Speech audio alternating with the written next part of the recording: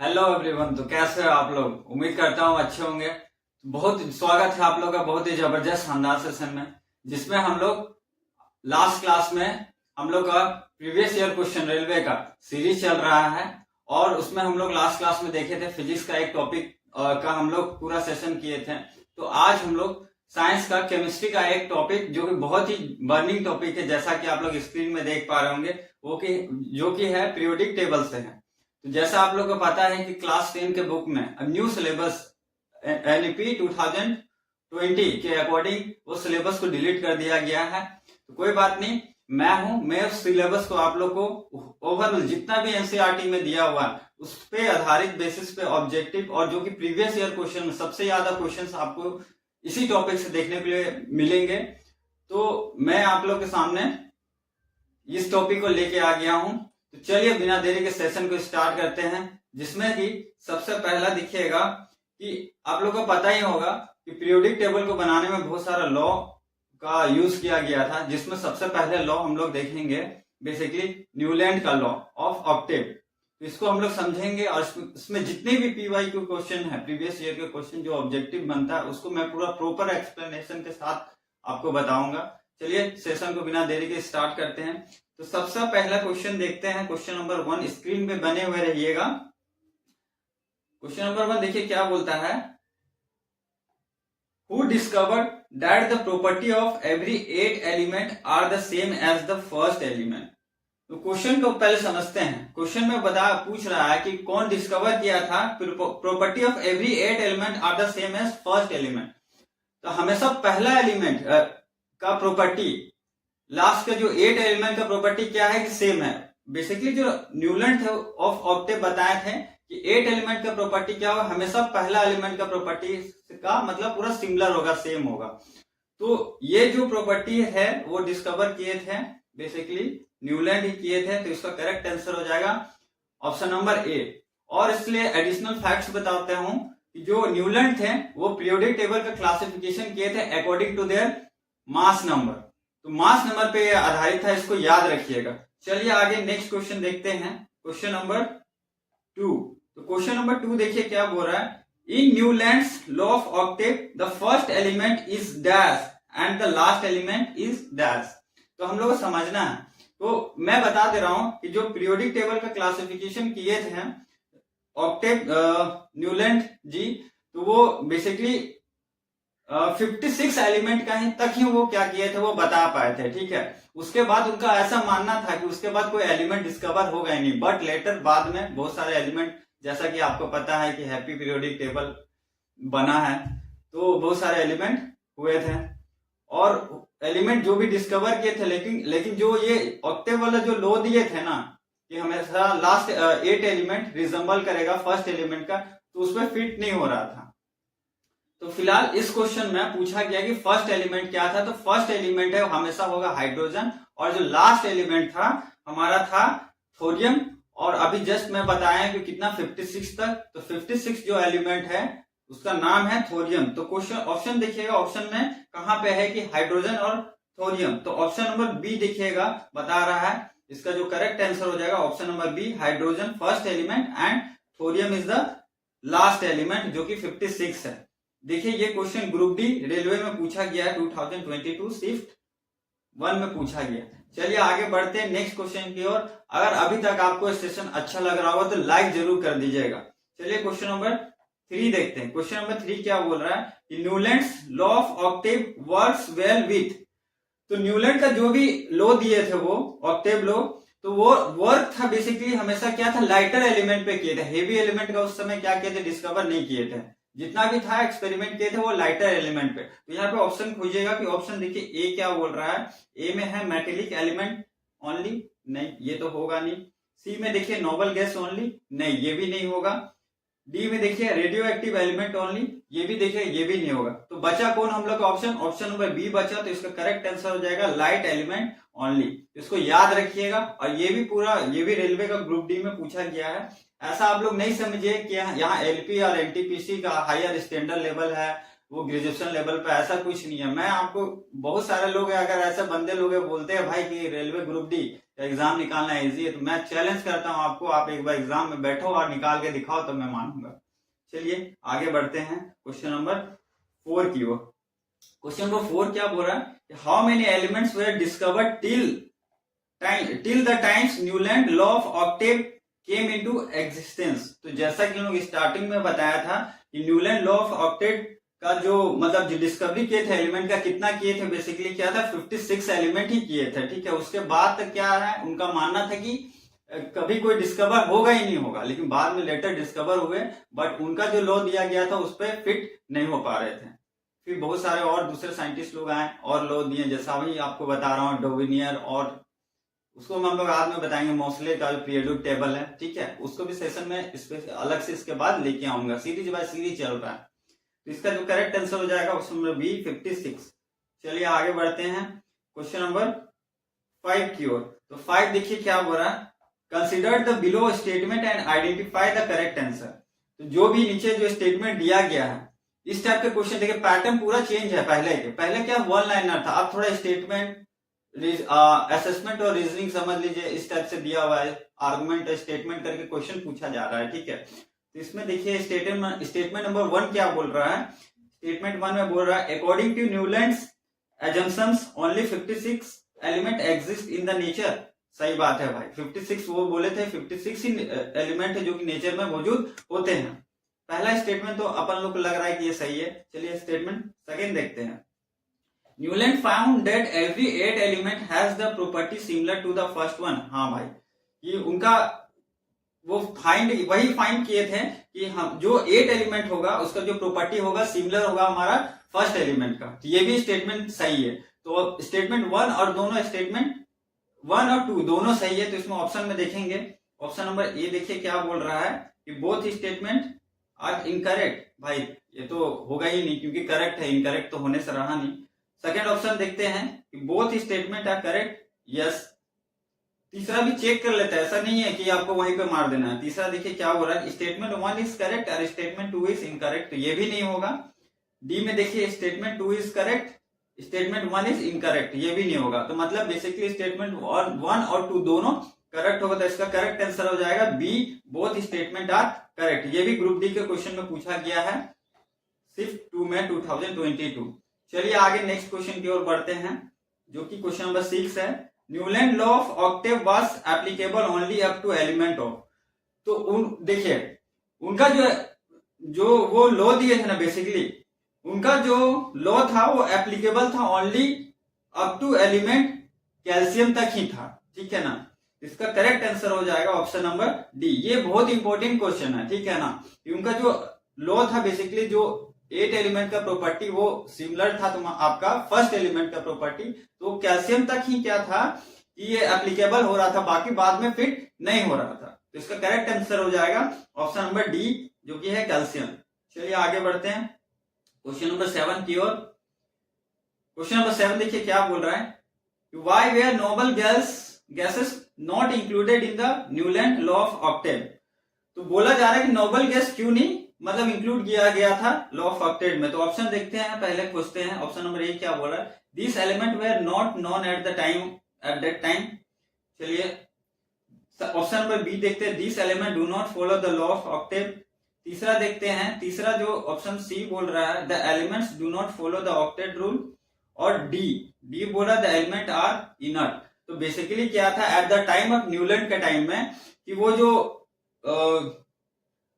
Noble gas था ना वो क्या हुआ था basically eight the time was not non eight the time, उस समय पता नहीं था कि ये सब नोबल गैस भी होता है। तो इसका करेक्ट आंसर हो जाएगा ऑप्शन नंबर ए। अगर सेशन अच्छा लग रहा होगा जरूर like and subscribe, make sure subscribe कर दीजिएगा। चलिए आगे बढ़ते हैं क्वेश्चन नंबर 8 की ओर। According to the Newland law of octave every dash element has the property similar to the first one. तो अभी जैसे स्टार्टिंग से ही बोलते आ रहे हैं एवरी 8 एलिमेंट, हमेशा 8 एलिमेंट का प्रॉपर्टी होगा सिमिलर होगा हमारे फर्स्ट एलिमेंट का। तो इसका करेक्ट आंसर हो जाएगा ऑप्शन नंबर बी। चलिए आगे क्वेश्चन नंबर 9 देखते हैं। क्वेश्चन नंबर 9 देखिए क्या हो रहा है, Newland arrange the element into the periodic table on the basis of. तो बेसिस ऑफ देयर क्या स्टार्टिंग में बताए थे, न्यूलैंड जो भी है ना अरेंज किए थे एलिमेंट का on the basis of atomic mass not atomic number, वो बाद में हुआ था, ठीक है। तो ये इनका जो था बेसिकली इंक्रीजिंग एटॉमिक नंबर पे बेसिस पे वो क्या किए थे, अरेंज किए थे। तो ऑप्शन नंबर डी हो जाएगा इसका करेक्ट आंसर, इंक्रीजिंग एटॉमिक मास।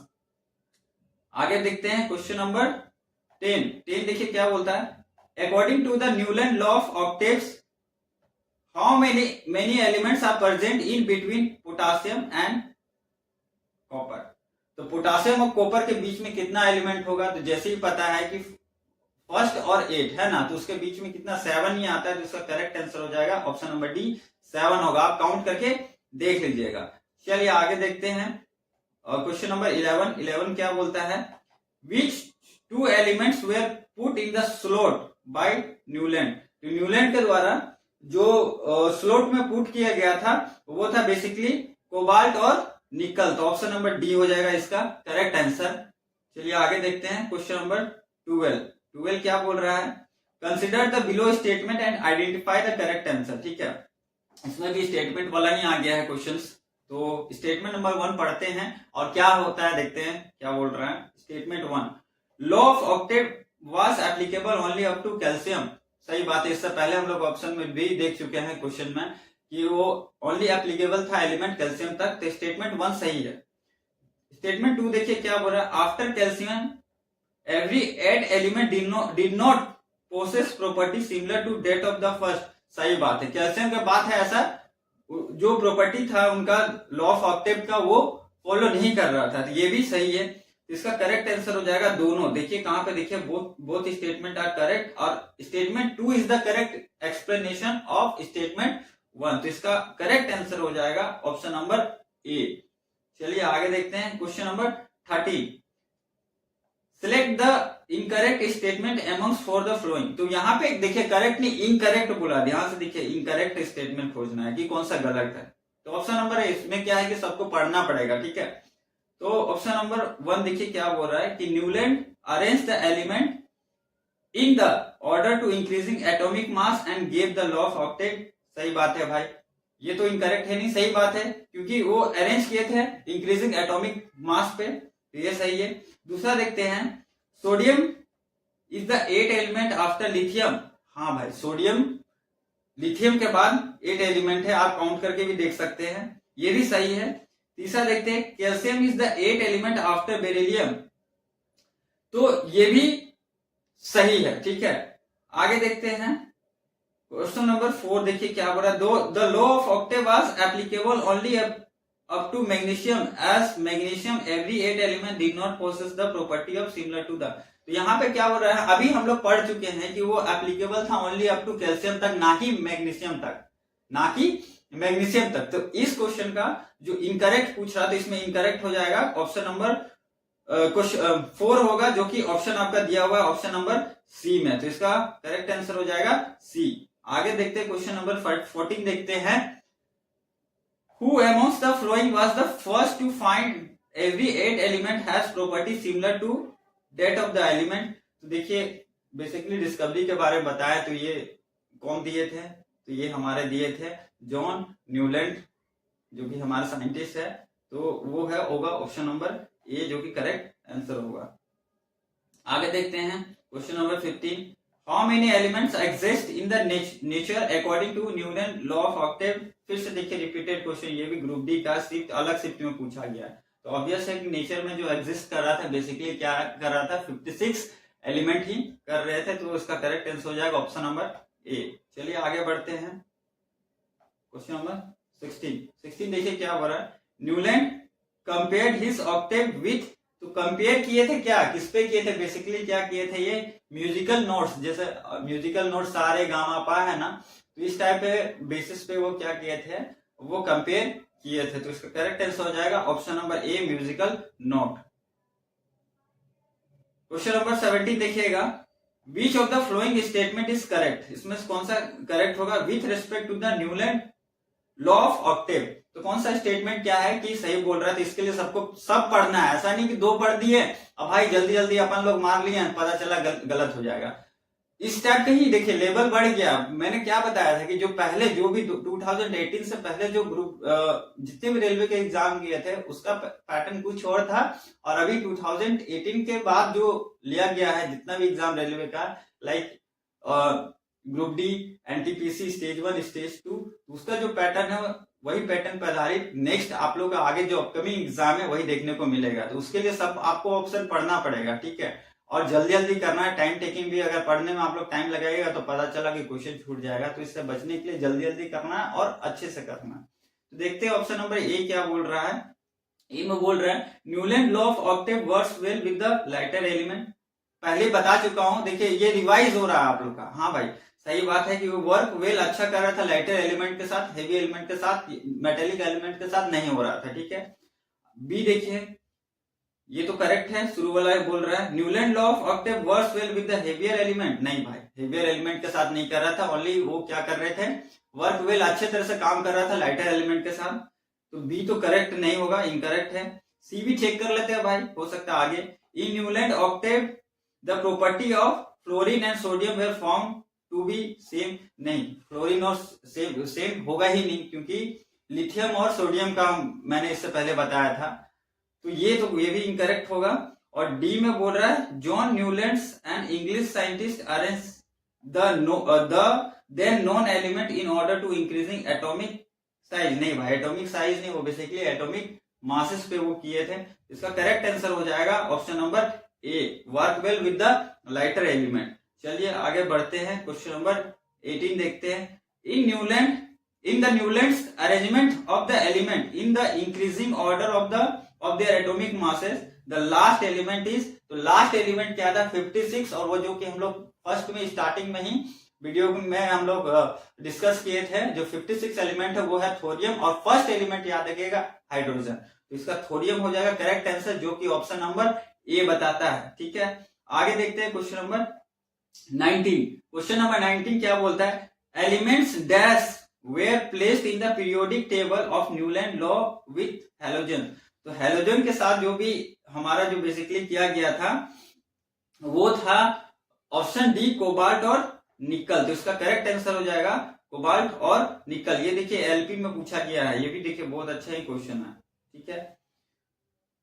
मैं बताना चाहता हूं कि जो बेसिकली अभी क्या है ना कि एनसीईआरटी क्या कर रहे हैं, बहुत सारे अच्छे अच्छे टॉपिक क्या कर रहे हैं जो बुक से डिलीट करते जा रहे हैं। तो ये मेरा अकॉर्डिंग टू मानना है भाई नहीं होना चाहिए, क्योंकि बच्चे लोग को थोड़ा सीखेगा तभी तो 11 12 आगे हायर क्लासेस में लोग को समझ में आएगा। तो बेसिक देना बहुत ही जरूरी है।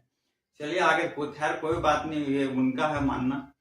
चलिए क्वेश्चन नंबर 20 देखते हैं। 20 क्या बोल रहा है, which of the following elements were the last element in the Newland law of octave. तो न्यूलैंड लॉ ऑफ ऑक्टेव का लास्ट एलिमेंट, देखिए ये भी रिपीटेड क्वेश्चन है, ये देख पा रहे हैं, देखिए एलपी पूछा गया है लोको पायलट में 2018 में, और अभी भी देखिए 2021 और 22 ग्रुप डी में भी पूछा गया सेम, लेकिन थोड़ा सा खाली क्या किया, वर्ड को चेंज कर दिया, पूछा तो वही है। तो जो हमारा लास्ट एलिमेंट होगा बेसिकली क्या होगा, थोरियम होगा ऑप्शन नंबर सी इसका करेक्ट आंसर हो जाएगा। चलिए आगे देखते हैं 21 में, according to the Newland law of octave how many element exist in the nature. ये देखिए ये भी रिपीटेड है, मैं बताया हूं ना, मैं आपको आश्वासन देता हूं क्वेश्चन प्रीवियस ईयर के क्वेश्चन रिपीट 100% आपको देखने को करेंगे। ये लाइव आपको प्रूफ में के साथ भी दिखा रहा हूं, ठीक है। एलपी में पूछा गया क्वेश्चन जो कि देखिए 2022 में भी पूछ रहा है, तो आगे भी पॉसिबिलिटी 99% है कि आपको रिपीटेड क्वेश्चन देखने को मिलेगा। इसलिए मैं कहता हूं कि प्रीवियस ईयर जितना से जितना हो सकता है आप लोग प्रैक्टिस करें। बाकी मैं अपने चैनल के द्वारा आप लोगों को ज्यादा से ज्यादा अच्छे कंटेंट देने का कोशिश कर रहा हूं। अगर आपको अच्छा लग रहा होगा तो प्लीज मेक श्योर चैनल को सब्सक्राइब कर लीजिएगा और सेशन को लाइक जरूर कर दीजिएगा। तो इसका करेक्ट आंसर हो जाएगा how many elements exist in the nature. तो 56 एलिमेंट एग्जिस्ट कर रहे थे at the time of Newland के टाइम में। क्वेश्चन नंबर 22 देखते हैं, iron that are resemble cobalt and nickel in the periodic in properties has kept far away from this element which was one of this shortcoming। तो ये जो था basically क्या था कि आयरन का प्रॉपर्टी क्या था, कोबाल्ट और निकल के साथ ही हो रहा था, लेकिन फिर भी क्या कर रहे ये न्यूलैंड क्या किए थे, उसको फार अवे दूर दूसरे जगह पे जाके शिफ्ट कर दिए थे। तो ये वो किए कौन थे, बेसिकली किए थे ऑक्टेव लॉ ऑफ न्यूलैंड। तो ऑप्शन नंबर बी हो जाएगा इसका करेक्ट आंसर। आगे देखिए क्वेश्चन नंबर 23। क्वेश्चन नंबर 23 क्या बोल रहा है कि according to the Newland rules of octave dash which resembles the cobalt and nickel properties is kept far away from this element. देखिए क्वेश्चन को घुमा के अलग से पूछ दिया गया। इसमें क्या है, बेसिकली पूछ रहा है कि न्यूलैंड लॉ ऑफ ऑक्टेव का डैश बीच मतलब कौन सा एलिमेंट क्या है कि रिजेंबल सेम करता था प्रॉपर्टी कोबाल्ट और निकल। इससे पहले अभी देखे कोबाल्ट और निकल का जो प्रॉपर्टी सेम कर रहा था वो क्या कर रहा था, आयरन कर रहा था, जिसको दूर रख दिया गया था। इसका करेक्ट आंसर हो जाएगा आयरन। तो आयरन को शॉर्ट में हम लोग क्या लिखते हैं, हम लोग का सिंबल हो गया नेमी Fe। तो इसका करेक्ट आंसर हो जाएगा ऑप्शन नंबर बी। चलिए आगे देखते हैं क्वेश्चन नंबर 24। क्वेश्चन नंबर 24 क्या बोल रहा है, which of the flowing classification was based on the atomic masses. तो एटॉमिक मास पे कौन कौन किए थे, तो 3 साइंटिस्ट बेसिकली किए थे एटॉमिक मास पे। थे क्या, डोवियर थे और मेंडलीव थे और न्यूलैंड थे। तो ऑप्शन में खोजिए कौन कौन है, डोविनियर, न्यूलैंड और मेंडलीव। कहां पे है, देखिए ऑप्शन नंबर सी, डोविनियर, न्यूलैंड और मेंडलीव। ये लोग बेसिकली क्लासिफिकेशन किए थे on the increasing of their atomic masses. और जो मॉडर्न पीरियोडिक टेबल जो अभी आपको प्रेजेंट में eight the time of present में देखने को मिल रहा है वो है increasing order increasing order of their atomic number, है ना। एटॉमिक नंबर पे बेसिस पे बढ़ते हुए क्रम पे हम लोग को देखने को मिलता है। तो इसका करेक्ट आंसर हो जाएगा ऑप्शन नंबर सी। याद रखिएगा, मोस्ट इंपोर्टेंट क्वेश्चन है। आगे देखिए question number 25। The rule of octave was applicable only till. तो टिल किसके लिए, कहां तक के लिए एप्लीकेबल था, कैल्शियम तक के लिए एप्लीकेबल था। तो इसका करेक्ट आंसर हो जाएगा option number C. Last but not the least, आज इसका मतलब इस सेशन का बहुत जबरदस्त, मेरे को जहां तक लग रहा है कि मैं बहुत ही बेस्ट कंटेंट आप लोगों को दे रहा हूं। अगर आप लोगों को क्या लगता है कमेंट सेक्शन में जरूर बताइएगा। फिलहाल क्वेश्चन नंबर 26 देखते हैं। In dash Newland arrange the known element according to their increasing order of atomic masses and found that the properties of each 8 element are similar to the properties of first element। तो ये जो Newland जो arrange किए थे वो basically year में किए थे 1866 में किए थे। जो आप लोग एनसीईआरटी का बुक अगर आपके पास पुराना बुक होगा तो उसमें 1866 दिया हुआ है। इसमें ऑप्शन में देखिए 1866 नहीं दिए जो डिस्कवर किए थे। तो 66 के आसपास देखते हैं, 1866 के आसपास क्या है 64। तो इस अकॉर्डिंग टू यहाँ पे जो ऑप्शन के बेसिस पे इसका करेक्ट आंसर हो जाएगा 1864। बट याद रखिएगा कि अगर 66 का आपको दिखेगा तो 66 ही मारना है, क्योंकि एनसीईआरटी के बुक में जो कि डिस्कवर किए थे वो अप्रोक्स क्या एकदम एग्जैक्टली किए थे 1866 को किए थे। तो इसका आंसर इसके अकॉर्डिंग, इस ऑप्शन के अकॉर्डिंग हो जाएगा 1864 जो कि करेक्ट आंसर होगा। तो उम्मीद करता हूं कि ये सेशन आपको बहुत ही अच्छा लगा होगा और बहुत ही इंफॉर्मेटिव सेशन था साइंस का, बहुत ही इंपॉर्टेंट जो केमिस्ट्री का टॉपिक है। तो आगे इसके बाद भी पीरियोडिक टेबल बनाने में, हैप्पी पीरियोडिक टेबल बनाने के लिए बहुत सारे लॉ दिए थे। जैसे बेसिकली मैं बताऊं ये फर्स्ट लॉ था, आगे और भी जो जो लॉ बचा हुआ है उससे आधारित जितने भी क्वेश्चन मोस्ट इंपॉर्टेंट होता है मैं अगले सेशन में लेके आऊंगा। अगर आपको अच्छा लग रहा हो मेक श्योर चैनल को जरूर सब्सक्राइब कर दीजिएगा। तब तक के लिए थैंक यू, मिलते हैं नेक्स्ट सेशन में।